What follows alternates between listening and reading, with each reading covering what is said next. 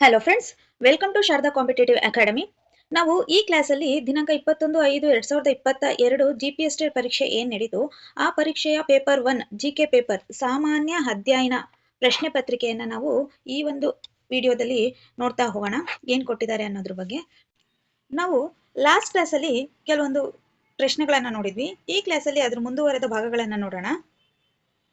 15ನೇ question ನೋಡಿ, ಮರಣ ಹೊಂದು ಪರಿಶುದ್ಧತೆ ಪಾತಿ ಈ ಅರ್ಥಗಳನ್ನ ಹೊಂದಿರುವ ಪದವಿದು ಯಾವುದು?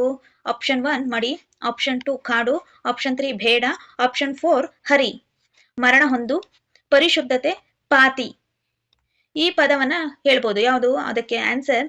ಈ 15ನೇ ಕ್ವಶನ್ಗೆ ಆನ್ಸರ್ ಆಪ್ಷನ್ 1 ಏನು? ಮಡಿ. ಇಲ್ಲಿ ನೋಡಿ, ಮರಣ ಹೊಂದಿದ ಅನ್ನೋದಕ್ಕೆ ನಾವು ಮಡಿದನು. ಪರಿಶುದ್ಧತೆ ಅಂದ್ರೆ ಮಡಿಯಿಂದ ಪೂಜೆ ಮಾಡು, ಪಾತಿ ಮಡಿ ಮಾಡು, ಹೊಲ ಗದ್ದೆಗಳಲ್ಲಿ ಮಡಿ ಮಾಡು ಅಂತ ಹೇಳ್ತಾರೆ. ಈ ಏಕಾರ್ಥ ಮತ್ತೆ ನಾನಾರ್ಥ ಅನ್ನೋಂಥ ಕಾನ್ಸೆಪ್ಟ್ ಬರುತ್ತೆ. ಅದನ್ನ ನೀವು ನೋಡೋದಾದ್ರೆ ಇಲ್ಲಿ ಏಕಾರ್ಥ ಮತ್ತೆ ನಾನಾರ್ಥ. ಏನು ಏಕಾರ್ಥ ಅಂದ್ರೆ? ಏಕ ಅಂದ್ರೆ ಏನು?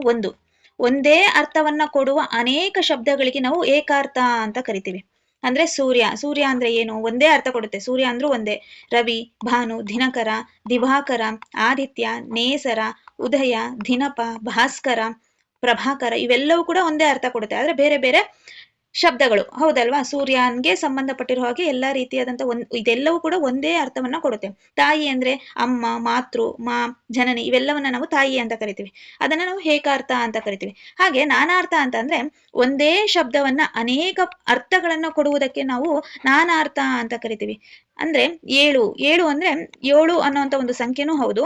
ಎದ್ದೇಳು ಅನ್ನೋಂಥದ್ದು ಕೂಡ ಒಂದಾಗಿರುತ್ತೆ. 7 ಅಂದ್ರೆ ಸಂಖ್ಯೆನೂ ಆಗುತ್ತೆ, ಎದ್ದೇಳು ಅನ್ನೋದು ಆಗುತ್ತೆ. ಹಾಗೆ ಓಲೆ ಇದು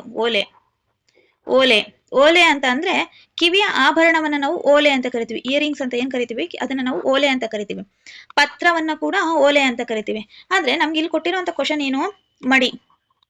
ಮಡಿ ಅಂದ್ರೆ ಮರಣ ಹೊಂದೋದು ಆಗುತ್ತೆ, ಪರಿಶುದ್ಧತೆನೂ ಆಗುತ್ತೆ, ಪಾತಿ ಮಾಡೋದು ಆಗುತ್ತೆ. ಹಾಗಾದ್ರೆ ಮಡಿ ಅನ್ನೋದು ಏನು? ಮಡಿ ಅಂದ್ರೆ ಅದು ಏಕಾರ್ಥ ಆಗುತ್ತಾ ಅಥವಾ ನಾನಾರ್ಥ ಆಗುತ್ತಾ? ಆದ್ರೆ ಅದು ಮಡಿ ಅನ್ನೋದು ನಾನಾರ್ಥ ಆಗತ್ತೆ. ಒಂದು ಪದ ಅನೇಕ ಅರ್ಥಗಳನ್ನ ಕೊಡುವಂಥದ್ದನ್ನ ನಾವು ನಾನಾರ್ಥ ಅಂತ ಕರಿತೀವಿ. ನೆಕ್ಸ್ಟ್ 16ನೇದು, ವಿವೇಕ ಶಾಲೆಗೆ ಹೋಗುತ್ತಾನೆ.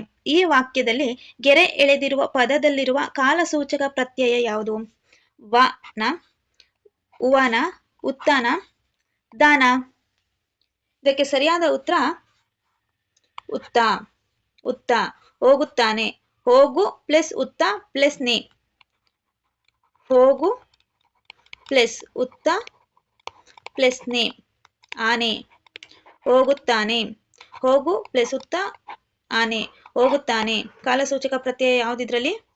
ಉತ್ತ. ನೋಡಿ, ಇನ್ನ ಕಾಲಸೂಚಕ ಪ್ರತ್ಯಯ ಅಂದ್ರೆ ಏನು ಅದ್ರ ಬಗ್ಗೆ ನೋಡೋದಾದ್ರೆ ನೀವಿಲ್ಲಿ ನೋಡ್ತಿರ್ಬೋದು.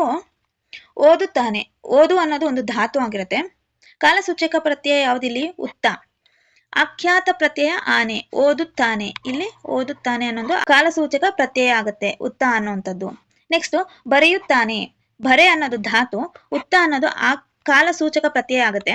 ಹಾಗೆ ಆಳೆ ಇದು ಆಖ್ಯಾತ ಪ್ರತ್ಯಯ ಆಗುತ್ತೆ. ತಿನ್ನಿಸುವುದು. ತಿನ್ನಿಸು ಅನ್ನೋದು ಧಾತು. ವ ಅನ್ನೋಂಥದ್ದು ತಿನ್ನಿಸುವುದು. ವ ಅನ್ನೋಂಥದ್ದು ಏನು? ಕಾಲಸೂಚಕ ಪ್ರತ್ಯಯ. ಆಖ್ಯಾತ ಪ್ರತ್ಯಯ ಉದು. ಹಾಗೆ ಹೋಗುತ್ತಾನೆ ತಾನೇ ನಮ್ಗೆ ಇವಾಗ ಕೊಟ್ಟಿರೋಂಥದ್ದು. ಹೋಗುತ್ತಾನೆ ಅಂದ್ರೆ ಹೋಗು ಅನ್ನೋಂಥದ್ದು ಧಾತು. ಉತ್ತ ಅನ್ನೋಂಥದ್ದು ಕಾಲಸೂಚಕ ಪ್ರತ್ಯಯ. ಆನೆ ಅನ್ನೋಂಥದ್ದು ಆಖ್ಯಾತ ಪ್ರತ್ಯಯ. ಇವೆಲ್ಲವೂ ಸೇರಿದಾಗ ನಮ್ಗೆ ಒಂದು ಪದ ಆಗುತ್ತೆ, ಅದು ಹೋಗುತ್ತಾನೆ. ಇಲ್ಲಿ ಕಾಲಸೂಚಕ ಪ್ರತ್ಯಯ ಅಂತ ಅಂದ್ರೆ ಕಾಲಸೂಚಕ ಪ್ರತ್ಯಯ ಉತ್ತ, ಆಖ್ಯಾತ ಪ್ರತ್ಯಯ ಆನೆ, ಧಾತು ಅಂತ ಅಂದ್ರೆ ಹೋಗು. ನೆಕ್ಸ್ಟ್ ಕ್ವಶನ್ ನೋಡೋದಾದ್ರೆ 17ನೇ ಕ್ವಶನ್, ನಾನು ಸದಾಕಾಲ ಒಳ್ಳೆ ಯೋಚನೆ ಮಾಡುವೆ. ಈ ವಾಕ್ಯದಲ್ಲಿ ಮಾಡುವೆ ಪದದಲ್ಲಿರುವ ಕ್ರಿಯಾಪದ ಯಾವುದು? ಕ್ರಿಯಾರೂಪ. ನಾನು ಸದಾಕಾಲ ಒಳ್ಳೆ ಯೋಚನೆ ಮಾಡುವೆ, ಅದು ಯಾವುದು? ಆಪ್ಷನ್ 1 ಪ್ರಶ್ನಾರ್ಥಕನ, ವಿದ್ಯಾರ್ಥಕನ, ಸಂಭವನಾರ್ಥಕ, ನಿಷೇಧಾರ್ಥಕ. ನಾನು ಸದಾಕಾಲ ಒಳ್ಳೆಯ ಯೋಚನೆ ಮಾಡುವೆ. ಇಲ್ಲೇನ್ ಪ್ರಶ್ನೆ ಕೇಳ್ತಾ ಇದ್ದಾರೆ? ಏನು ಪ್ರಶ್ನೆ ಇಲ್ಲ. ಯೋಚನೆ ಮಾಡುವೆ, ಮಾಡು, ಯಾರು ಬೇಡ ಅಂದ್ರು. ನಾನು ಸದಾಕಾಲ ಒಳ್ಳೆಯ ಯೋಚನೆ ಮಾಡುವೆ. ಇದೇನ್ ಪ್ರಶ್ನೆ ಇಲ್ಲ. ಸೊ ಹಾಗಾಗಿ ಪ್ರಶ್ನಾರ್ಥಕ ಅಲ್ವೇ ಅಲ್ಲ. ಇಲ್ಲೇನು ವಿರುದ್ಧವಾಗಿ ಏನೂ ಇಲ್ಲ, ನಿಷೇಧಾರ್ಥಕವಾಗಿ ಏನೂ ಇಲ್ಲ. ಸೊ ಹಾಗಾಗಿ ನಿಷೇಧಾರ್ಥಕ ಅಲ್ಲ. ಈಗ ಸಂಭವನಾರ್ಥಕನ ವಿಧ್ಯಾರ್ಥಕನ ಇವೆರಡಲ್ಲಿ ನೋಡೋದಾದ್ರೆ ನೋಡಿ, ನಾನು ಸದಾಕಾಲ ಒಳ್ಳೆಯ ಯೋಚನೆ ಮಾಡುವೆ ಅಂತ ಅಂದ್ರೆ ಇದಕ್ಕೆ ಸರಿಯಾದ ಆನ್ಸರ್ ವಿದ್ಯಾರ್ಥಕ. ಏನು ಹಾಗಂದ್ರೆ ವಿದ್ಯಾರ್ಥಕ ಅಂತ ಅಂದ್ರೆ ನೋಡೋದಾದ್ರೆ ನೋಡಿ, ವಿದ್ಯಾರ್ಥಕ ವಿದ್ಯಾರ್ಥಕ ಅಂದ್ರೆ ಆಜ್ಞೆ, ಆಶೀರ್ವಾದ, ಆರೈಕೆ, ಮನವಿ, ಅಪ್ಪಣೆ, ಕೋರಿಕೆ, ಈ ಎಲ್ಲ ರೀತಿಯಾದಂತಹ ಅಂಶಗಳಿದ್ರೆ ಅದನ್ನ ನಾವು ವಿದ್ಯಾರ್ಥಕ ಅಂತ ಕರಿತೀವಿ. ಅಂದ್ರೆ ತಿನ್ನಲಿ, ಅಲಿ, ತಿನ್ನಿರಿ, ಇರಿ, ತಿನ್ನಲೇಬೇಕು ಅಂದ್ರೆ ಅದೊಂದು ರೀತಿ ಕೇರ್ ಮಾಡುವಂಥದ್ದಲ್ವಾ ನಮಗೆ. ಸೊ ಹಾಗಾಗಿ ವಿದ್ಯಾರ್ಥಕ ಹಾರೈಕೆ ಮಾಡುವಂಥದ್ದು, ಕೇರ್ ಮಾಡೋದು, ಮನವಿ ಮಾಡುವಂಥದ್ದು, ಅಪ್ಪಣೆ ಹೇಳುವಂಥದ್ದು, ಕೋರಿಕೆ ಕೋರುವಂಥದ್ದು, ಆಜ್ಞೆ ಮಾಡೋದು, ಆಶೀರ್ವಾದ ಮಾಡೋದು. ಉದಾಹರಣೆಗೆ ನೋಡಿ, ನಿಮಗೆ ಉತ್ತಮ ಫಲಿತಾಂಶ ಲಭಿಸಲಿ, ಒಂದ್ ರೀತಿ ಹಾರೈಕೆ ಮಾಡ್ತಾ ಇದ್ದಾರೆ, ಹಾಗಾಗಿ ಅದನ್ನ ವಿದ್ಯಾರ್ಥಕ ಅಂತ ಕರಿತೀವಿ. ಎಲ್ಲರೂ ಪಾಠವನ್ನ ಓದಿರಿ, ಅಪ್ಪಣೆ ಮಾಡ್ತಿದ್ದಾರೆ, ನಿಮಗೆ ಜಯವಾಗಲಿ, ಆಶೀರ್ವಾದ ಮಾಡ್ತಾ ಇದ್ದಾರೆ. ಹಾಗಾಗಿ ನಾವು ಇದನ್ನ ಏನಂತ ಕರಿತೀವಿ, ವಿದ್ಯಾರ್ಥಕ. ಹಾಗಾದ್ರೆ ನಮ್ ಕ್ವಶನ್ ಅಲ್ಲಿ ಕೊಟ್ಟಿರುವಂತದಕ್ಕೆ ಆನ್ಸರು, ಹಾಗಾದ್ರೆ ನಾನು ಸದಾಕಾಲ ಒಳ್ಳೆಯ ಯೋಚನೆ ಮಾಡುವೆ ಅಂತಂದ್ರೆ ಒಳ್ಳೆ ಯೋಚನೆ ಮಾಡ್ತಾ ಇದ್ದಾರೆ, ಅದಕ್ಕೆ ನಾವು ಸರಿಯಾದ ಉತ್ತರ ಇಲ್ಲಿ ವಿದ್ಯಾರ್ಥಕ. ನೆಕ್ಸ್ಟ್ 18ನೇದು, ಒಂದು ಅಭಿಪ್ರಾಯದ ವಿವರಣೆ ಮುಂದೆ ತಿಳಿಸಿದಂತೆ ಇದೆ. ಒಂದು ಅಭಿಪ್ರಾಯದ ವಿವರಣೆ ಮುಂದೆ ತಿಳಿಸಿದಂತೆ ಇದೆ ಎಂದು ತೋರಿಸುವ ಸಂದರ್ಭದಲ್ಲಿ ಈ ಲೇಖನ ಚಿಹ್ನೆಯನ್ನ ನಾವು ಬಳಸ್ತೀವಿ. ಯಾವ ಲೇಖನ ಚಿಹ್ನೆಯನ್ನ ಬಳಸ್ತೀವಿ? ಒಂದು ಅಭಿಪ್ರಾಯದ ವಿವರಣೆ ಮುಂದೆ ಏನಾದ್ರೂ ಅಭಿಪ್ರಾಯ ಕೊಡ್ತಾ ಇದ್ದಾರೆ, ಆ ವಿವರಣೆ ಮುಂದೆ ನಾವು ಇದನ್ನ ಬಳಸ್ತೀವಿ, ಈ ಲೇಖನ ಚಿಹ್ನೆಯನ್ನ.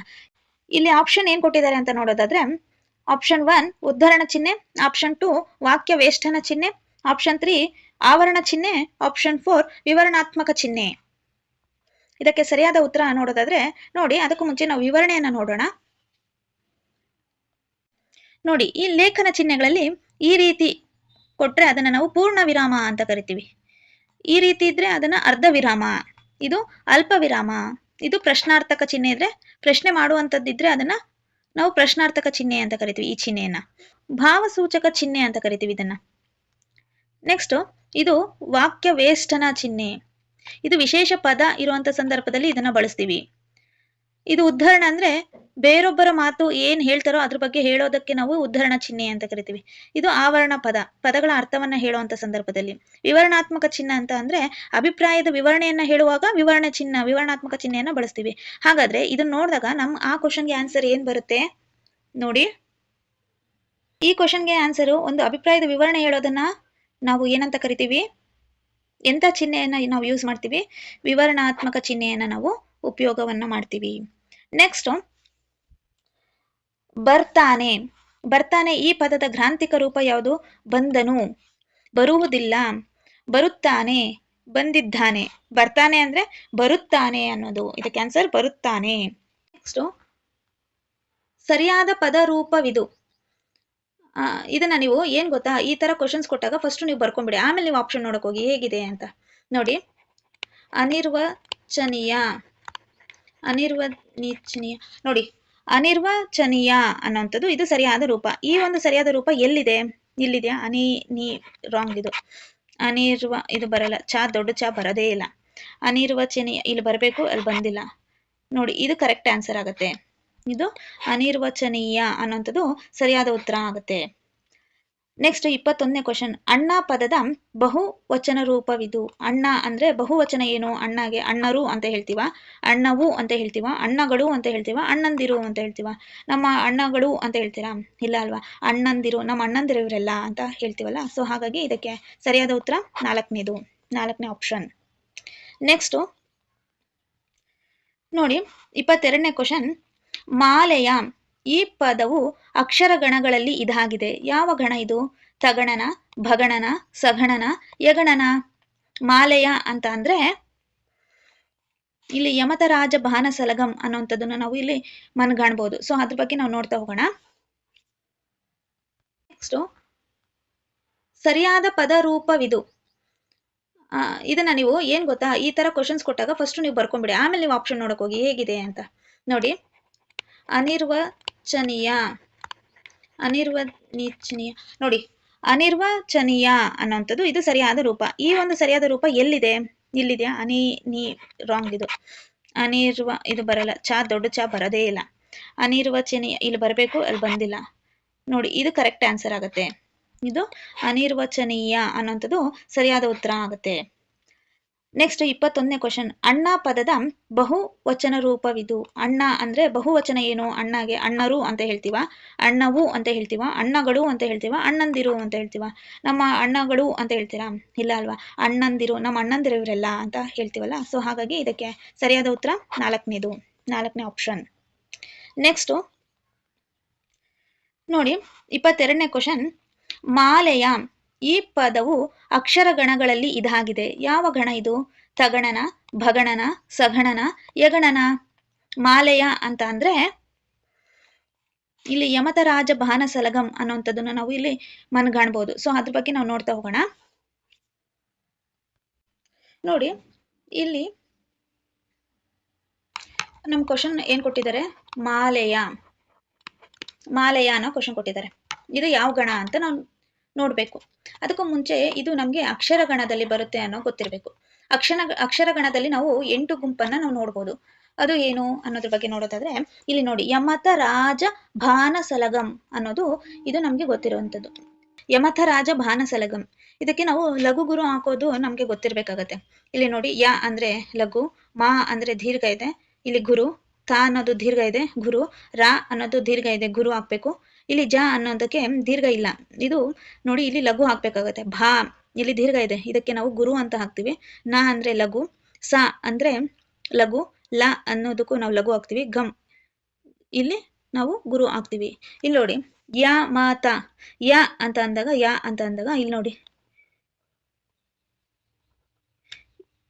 ಲಘು ಗುರು ಗುರು ಇಲ್ಲಿ ಬಂತು ನೋಡಿ, ಲಘು ಗುರು ಗುರು. ಇಲ್ಲಿ ನೋಡಿ ಮಾ ಅಂತ ಅಂದ್ರೆ ನೆಕ್ಸ್ಟ್ ಮಾ ಅಂತ ಅಂದಾಗ ಮತ್ತೆ ಮೂರು ರೀತಿಯಾದಂತಹ ಅಕ್ಷರ ಗಣವನ್ನ ಮಾಡಬೇಕು. ಅಕ್ಷರ ಗಣ ಅಂದ್ರೇನೆ ಅಕ್ಷರಗಳ ಆಧಾರದ ಮೇಲೆ ಗಣಗಳನ್ನ ವಿಭಾಗ ಮಾಡುವಂಥದ್ದು. ಇಲ್ಲಿ ಮೂರು ಅಕ್ಷರ ಗಣಗಳ ಆಧಾರದ ಮೇಲೆ ವಿಭಾಗ ಮಾಡಬೇಕು. ಇಲ್ಲಿ ಮಾ ಅಂದ್ರೆ ಇಲ್ಲಿ ಗುರು, ಇಲ್ಲಿ ಗುರು, ಇಲ್ಲಿ ಗುರು. ಸೊ ಮಾ ಅಂದ್ರೆ 3 ಗುರು ಬರುತ್ತೆ. ತಾ ಅಂದ್ರೆ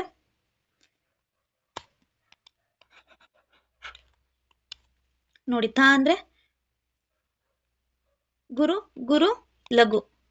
ರಾ ಅಂತಂದ್ರೆ ಇಲ್ಲಿ ಗುರು ಲಘು ಗುರು, ಗುರು ಲಘು ಗುರು. ಮತ್ತೆ ಜ ಅಂದ್ರೆ ಲಘು ಗುರು ಲಘು, ಲಘು ಗುರು ಲಘು ಅನ್ನೋದು ಜ ಬರುತ್ತೆ. ಮತ್ತೆ ಬಾ ಅಂತಂದ್ರೆ 3 ಗಣ ವಿಭಾಗ ಮಾಡಿದಾಗ ಗುರು ಲಘು ಲಘು, ಗುರು ಲಘು ಲಘು ಬಾ ಬರುತ್ತೆ. ಇಲ್ಲಿ ನೋಡಿ, ನ ಅಂತ ಬಂದಾಗ ಲಘು ಲಘು ಲಘು, ಸ ಅಂತ ಬಂದಾಗ ಲಘು ಲಘು ಗುರು. ಈ ರೀತಿಯಾಗಿ ಮೂರಾಗಿ ಗಣಗಳನ್ನ ವಿಭಾಗ ಮಾಡ್ತಾ ಬರಬೇಕು. ಇದನ್ನ ಅಕ್ಷರ ಗಣ ಅಂತ ಕರಿತೀವಿ. ಇಲ್ಲಿ ಮಾಲೆಯ, ಫಸ್ಟ್ ಮಾಲೆಯ ಅನ್ನೋದಕ್ಕೆ ನಾವು ಮೊದಲನೇದಾಗಿ ಏನ್ ಮಾಡ್ಬೇಕು? ಗಣವನ್ನ ಹಾಕ್ಬೇಕು. ಮಾ ಅಂದ್ರೆ ಏನು? ಮಾ ಇಲ್ಲಿ ದೀರ್ಘ ಇರೋದ್ರಿಂದ ಇದನ್ನ ನಾವು ಲಘು ಗುರು ಹಾಕಿದಾಗ ಇಲ್ಲಿ ಗುರು ಬರುತ್ತೆ. ಲೆ ಅಂದ್ರೆ ಇದು ನೋಡಿ ಲಘು ಬರುತ್ತೆ, ಇಲ್ಲಿ ಲಘು ಬರುತ್ತೆ. ಹಾಗಾದ್ರೆ ಗುರು ಲಘು ಲಘು ಇರೋದು ಯಾವ ಗಣ? ಇಲ್ಲಿ ನೋಡಿ, ಇಲ್ಲಿ ನೋಡ್ತಾ ಬನ್ನಿ. ಇಲ್ಲಿದ್ಯಾ? ಇಲ್ಲ. ಇಲ್ಲಿ 3 ಗುರು ಇದೆ, ಇಲ್ಲಿ 2 ಗುರು 1 ಲಘು ಇದೆ, ಇಲ್ಲಿ ಗುರು ಲಘು ಗುರು ಇದೆ, ಇಲ್ಲಿ ಲಘು ಗುರು ಲಘು ಇದೆ, ಇಲ್ಲಿ ನೋಡಿ ಗುರು ಇದೆ, ಲಘು ಲಘು ಇದೆ. ಸೊ ಹಾಗಾಗಿ ನಮ್ಗೆ ಇದೆ ಕರೆಕ್ಟ್ ಆನ್ಸರ್. ಸೊ ಇಲ್ಲಿ ಭಗಣ, ಇದು ನಮ್ಗೆ ಆನ್ಸರ್ ಭಗಣ. ನಮ್ಗೆ ಕೊಟ್ಟಿರುವಂತ ಕ್ವಶನ್ಗೆ ಆನ್ಸರ್ ಭಗಣ ಅನ್ನೋದು ನಮ್ಗೆ ಗೊತ್ತಾಯ್ತು. ಹಾಗಾದ್ರೆ ಈ ಮಾಲೆಯ ಅನ್ನೋದಕ್ಕೆ ಆನ್ಸರ್ ನಮ್ಗೆ ಭಗಣ ಅಂತ ಗೊತ್ತಾಗಿದೆ. ಆನ್ಸರ್ ಭಗಣ. ನೆಕ್ಸ್ಟ್ 23ನೇ ಕ್ವಶನ್. ನೀಚರಿಗೆ ಮಾಡಿದ ಉಪಕಾರವು ಹಾವಿಗೆ ಹಾಲೆರೆದಂತೆ. ಈ ವಾಕ್ಯದಲ್ಲಿರುವ ಅಲಂಕಾರ ಯಾವುದು? ಉಪಮಾಲಂಕಾರ, ದೃಷ್ಟಾಂತ ಅಲಂಕಾರ, ಉಪಮಾಲಂಕಾರ, ಶ್ಲೇಷಾಲಂಕಾರ. ನೀಚರಿಗೆ ಮಾಡಿದ ಉಪಕಾರವು ಹಾವಿಗೆ ಹಾಲೆರೆದಂತೆ. ಏನು ಇದು? ಯಾವ ಅಲಂಕಾರಕ್ಕೆ ಸೇರಿದೆ ಅಂತ ನೋಡೋದಾದ್ರೆ ನೋಡಿ ಅಲಂಕಾರದಲ್ಲಿ ನಾವು ಟೋಟಲ್ ಆಗಿ 7 ಅಲಂಕಾರಗಳನ್ನ ನೋಡ್ತೀವಿ. ಅರ್ಥಾಲಂಕಾರಗಳಲ್ಲಿ ಉಪಮಾ ಅಲಂಕಾರ, ರೂಪಕ ಅಲಂಕಾರ, ಉತ್ಪ್ರೇಕ್ಷ ಅಲಂಕಾರ, ದೃಷ್ಟಾಂತ ಅಲಂಕಾರ, ಅರ್ಥಾನ್ಯಾಸಾರ ಅಲಂಕಾರ ಮತ್ತೆ ಶ್ಲೇಷಾಲಂಕಾರ. ಇಲ್ಲಿ 2 ಹೋಲಿಕೆಯನ್ನ ಕೊಡುವಂಥದ್ದು, 2 ವಸ್ತು ಇರುತ್ತೆ, ಹೋಲಿಕೆ ಮಾಡುವಂಥದ್ದು. ಸೀತೆಯ ಮುಖ ಕಮಲದಂತೆ ಹರಳಿತು. ಸೀತೆ ಮುಖ ಅನ್ನೋದು ಒಂದು ವಸ್ತು, ಸೀತೆ ಮುಖ ಕಮಲದಂತೆ ಹರಳಿತು ಅನ್ನೋದು ಹೋಲಿಕೆ ಮಾಡ್ತಾ ಇದೀವಿ. ಹಾಗಾಗಿ ಇದನ್ನ ಉಪಮಾ ಅಲಂಕಾರ ಅಂತ ಕರಿತೀವಿ. ರೂಪಕ ಅಲಂಕಾರ ಅಂದ್ರೆ ಏನು? ಎರಡು ವಸ್ತು ಇದೆ, ಅದಕ್ಕೆ ಅಭೇದವನ್ನು ಸೂಚಿಸ್ತೀವಿ. ಅಂದ್ರೆ ಸೀತೆಯ ಮುಖ ಕಮಲ ಅರಳಿತು, ಇಲ್ಲಿ ಹೋಲಿಕೆ ಮಾಡ್ತಾ ಇಲ್ಲ, ಅಭೇದವನ್ನ ಸೂಚಿಸ್ತಾ ಇದ್ದೀವಿ. ಸೊ ಹಾಗಾಗಿ ಇದನ್ನ ರೂಪಕ ಅಲಂಕಾರ ಅಂತ ಕರಿತೀವಿ. ಉತ್ಪ್ರೇಕ್ಷ ಅಲಂಕಾರ ಅಂದ್ರೆ ನೋಡಿ, ಇಲ್ಲಿ ಎರಡು ವಸ್ತು ಇದೆ, ಹೆಚ್ಚಿನ ವರ್ಣನೆ ಕೊಡ್ತೀವಿ. ಏನು, ಸೀತೆಯ ಮುಖ ಕಮಲವೋ ಎಂಬಂತೆ ಅರಳಿತು, ಇಲ್ಲಿ ಓ ಅಥವಾ ಏಕಾರ ಬರುತ್ತೆ ಕೆಲವೊಂದು ಟೈಮಲ್ಲಿ, ಅದನ್ನ ನಾವು ಉತ್ಪ್ರೇಕ್ಷ ಅಲಂಕಾರ ಅಂತ ಕರಿತೀವಿ. ದೃಷ್ಟಾಂತ ಅಲಂಕಾರ ಅಂದ್ರೆ ಎರಡು ವಾಕ್ಯ ಇರುತ್ತೆ, ಬಿಂಬ ಪ್ರತಿಬಿಂಬ ಇರುತ್ತೆ, ಅದನ್ನ ನಾವು ದೃಷ್ಟಾಂತ ಅಲಂಕಾರ ಅಂತ ಕರಿತೀವಿ. ಮಾತು ಬಲ್ಲವನಿಗೆ ಜಗಳವಿಲ್ಲ, ಊಟ ಬಲ್ಲವನಿಗೆ ರೋಗವಿಲ್ಲ, ಈ ರೀತಿಯ ಇದ್ರೆ ನಾವು ದೃಷ್ಟಾಂತ ಅಲಂಕಾರ ಅಂತ ಕರಿತೀವಿ. ನೆಕ್ಸ್ಟ್ ಅರ್ಥಾಂತರ ನ್ಯಾಸ ಅಲಂಕಾರ. ಹಂಗಂದ್ರೆ ಏನು, ಎರಡು ವಾಕ್ಯ ಇರುತ್ತೆ, ಒಂದು ವಿಶೇಷಣ ಒಂದು ಸಮರ್ಥನೆ ಇರುತ್ತೆ, ಒಂದು ಪ್ರಧಾನ ವಾಕ್ಯ ಇರುತ್ತೆ, ಒಂದು ಸಾಮಾನ್ಯ ವಾಕ್ಯ ಇರುತ್ತೆ, ಅದನ್ನ ನಾವು ಅರ್ಥಾಂತರನ್ಯಾಸ ಅಲಂಕಾರ ಅಂತ ಕರಿತೀವಿ. ನೆಕ್ಸ್ಟ್ ಶ್ಲೇಷ ಅಲಂಕಾರ. ಒಂದು ಪದಕ್ಕೆ ಎರಡು ಸನ್ನಿವೇಶ ಬೇರೆ ಬೇರೆ ಅರ್ಥವನ್ನ ಕೊಡುತ್ತದೆ. ಅಂದ್ರೆ ರವಿ ಅನ್ನೋದು ಏನು, ರವಿ ಅಂದ್ರೆ ಆಕಾಶನೂ ಆಗುತ್ತೆ, ತರಗತಿಯಲ್ಲಿರುವಂತ ಒಬ್ಬ ಹುಡುಗನು ಕೂಡ ಆಗುತ್ತೆ. ಸೊ ಹಾಗಾಗಿ ಅದು ರವಿ ಅಂದ್ರೆ ಬೇರೆ ಬೇರೆ ಅರ್ಥ, ಬೇರೆ ಬೇರೆ ಸನ್ನಿವೇಶದಲ್ಲಿ ಬೇರೆ ರೀತಿಯಲ್ಲಿ ಹೇಳುವಂತದನ್ನ ನಾವು ಅಂತಹ ಅಲಂಕಾರವನ್ನ ಶ್ಲೇಷ ಅಲಂಕಾರ ಅಂತ ಕರಿತೀವಿ. ದೀಪಕ ಅಲಂಕಾರ ಅಂದ್ರೆ ಅಪ್ರಸ್ತುತ ಮತ್ತೆ ಪ್ರಸ್ತುತ ಇರುತ್ತೆ, ಅದನ್ನ ನಾವು ದೀಪಕ ಅಲಂಕಾರ ಅಂತ ಕರಿತೀವಿ. ಹಾಗಾದ್ರೆ ನಮ್ಮ ಪ್ರಶ್ನೆಗೆ ಉತ್ತರ ಯಾವುದು? ನೀಚರಿಗೆ ಮಾಡಿದ ಉಪಕಾರವು ಹಾವಿಗೆ ಹಾಲೆರೆದಂತೆ. ಈ ವಾಕ್ಯದಲ್ಲಿರುವ ಅಲಂಕಾರ ಯಾವುದು? ಹಾಲೆರೆದಂತೆ. ನೀಚರಿಗೆ ಮಾಡಿರುವಂತ ಉಪಕಾರ ಏನು, ನಾವು ನೀಚರಿಗೆ ಏನ್ ಉಪಕಾರವನ್ನ ಮಾಡಿದ್ರು ಕೂಡ ಅದು ನಮ್ಗೆ ಯೂಸ್ ಇಲ್ಲ. ಹಾವಿಗೆ ಹಾಲೆರೆದಂತೆ, ಈ ನೀಚರನ್ನ ನಾವು ಏನಕ್ಕೆ ಹೋಲಿಸ್ತಾ ಇದೀವಿ? ಹಾವಿಗೆ ಹೋಲಿಸ್ತಾ ಇದೀವಿ. ಸೊ ಹಾಗಾಗಿ ಒಂದು ವಸ್ತು ಇನ್ನೊಂದು ವಸ್ತುವಿಗೆ ಹೋಲಿಕೆ ಮಾಡ್ತಾ ಇದೀವಿ, ನಾವು ನೀಚರನ್ನ ನಾವು ಹಾವಿಗೆ ಹೋಲಿಕೆ ಮಾಡ್ತಾ ಇದೀವಿ. ಸೊ ಹಾಗಾಗಿ ಇದು ಎಂತಹ ಅಲಂಕಾರ? ಉಪಮಾ ಅಲಂಕಾರ. ಇದು ಉಪಮಾ ಅಲಂಕಾರ. ಷಟ್ಪದಿ ಬ್ರಹ್ಮ ಅಭಿಧಾನವನ್ನ ಹೊಂದಿರುವ ಕವಿ ಯಾರು? ಷಟ್ಪದಿ ಬ್ರಹ್ಮ ಅಂತ ಯಾರನ್ನ ಕರಿತೀವಿ?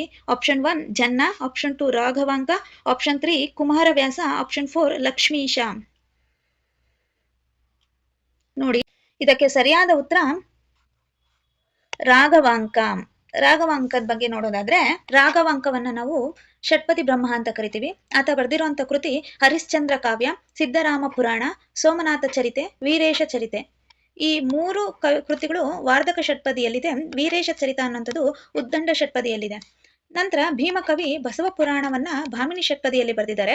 ಕುಮಾರವ್ಯಾಸ ಕರ್ನಾಟ ಭಾರತ ಕಥಾಮಂಜರಿಯನ್ನ ಭಾಮಿನಿ ಷಟ್ಪದಿಯಲ್ಲಿ ಬರೆದಿದ್ದಾರೆ.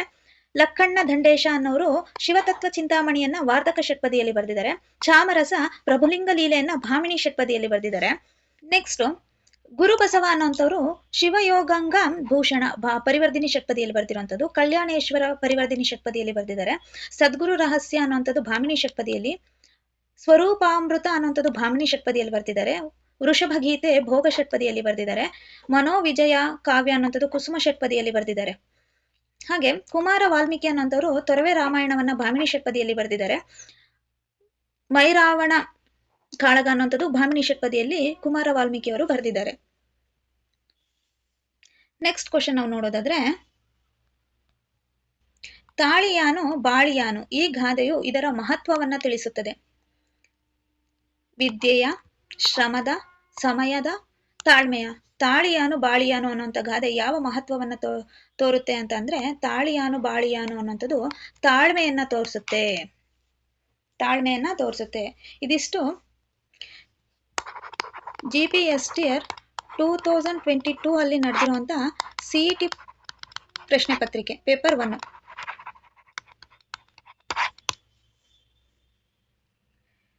ಈ ವಿಡಿಯೋವನ್ನ ಕೊನೆ ತನಕ ನೋಡಿರೋರ್ಗೆ ಥ್ಯಾಂಕ್ ಯು. ಹಾಗೆ ಮುಂದಿನ ವಿಡಿಯೋದಲ್ಲಿ ಸಿಗೋಣ ಅಂತ ಹೇಳ್ತಾ ಥ್ಯಾಂಕ್ ಯು.